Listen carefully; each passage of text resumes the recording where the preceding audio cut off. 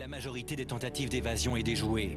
Des douzaines d'évadés connaissent une fin tragique, à l'instar de ce jeune adolescent, Peter Fechter, tué par balle par des gardes-frontières sous le regard horrifié du reste du monde.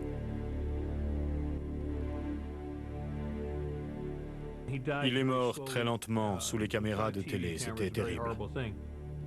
Des Peter Fechter, il y en a eu des centaines. Seulement pour lui, les médias étaient présents en nombre. Mais beaucoup de drames avaient lieu dans le noir. Le spectre de la mort, et souvent d'une mort atroce, ne suffit pas à mettre un terme aux évasions. Les autorités est-allemandes devront ériger un mur infranchissable pour faire échec aux tentatives les plus désespérées. À la fin de 1961, les ouvriers entament la construction du mur de Berlin de deuxième génération. Des blocs de béton superposés sur 2,5 mètres de hauteur, peints en blanc, afin que les évadés se détachent sur le fond. Au-delà, une tranchée anti-véhicule d'1 mètre de profondeur.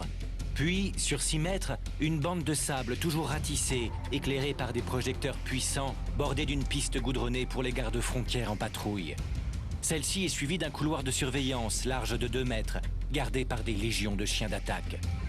La surveillance est assurée par des gardes armés postés dans une centaine de miradors.